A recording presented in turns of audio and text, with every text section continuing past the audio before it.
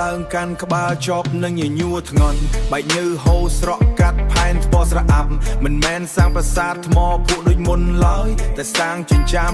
សម្រាប់ជំគ្រួសារកាលនៅក្មេងចង់តែដើរលេងសប្បាយហឺហាឥឡូវខ្វល់រឿងបងថ្លៃទឹកថ្លៃភ្លឹងរាល់ខែមើលទៅបាតដៃដែលក្រិនដោយសារការងារនឹកឃើញដូនតាដែលឆ្លាក់ថ្មនៅអង្គរវត្តលោកប្រហែលជាហត់នឿយដោយរូបខ្ញុំដែរការងារស្មោះត្រង់គ្មានអ្វីត្រូវខ្មាស់គេទេសម្លៀកបំពាក់ប្រឡាក់ដីខ្សាច់និងដីភក់តែចិត្តជ្រះថ្លាជាងមាសប្រាក់ដែលកាក់ខ្វក់រស់ក្នុងលោកដែលគេវាស់តម្លៃលើសម្បកខ្ញុំជ្រើសរើសយកសេចក្តីសុខក្នុងផ្ទះតូចសេចក្តីសុខសម័យថ្មីតែឈាមជួរនៅបរិញ្ញាជានិច្ចដៃកាន់ដៃតែចិត្តនៅគុណដូនតាឈាមសាងកសាងជីវិតដោយកម្លាំងញើសផ្ទាល់ខ្លួន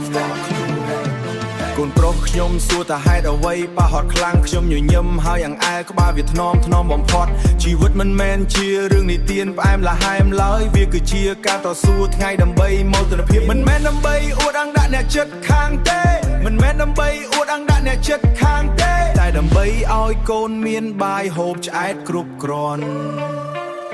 សម្លឹងមើលចម្លាក់លើចិញ្ចៀមវត្តអារាមឃើញភាពអត់ធ្មត់ដែលបង្កប់ក្នុងសាច់ថ្មខ្ញុំរៀនតាមលោកក្នុងរឿងចិញ្ចឹមជីវិតពិតមិនបាច់ល្បីល្បាញឲ្យគេស្គាល់ឈ្មោះខ្ទោខ្ទាគ្រាន់តែជាឪពុកដែលធ្វើការមិនដែលរអ៊ូ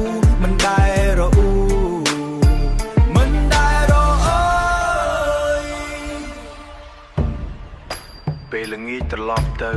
ជួបភរិយានៅផ្ទះ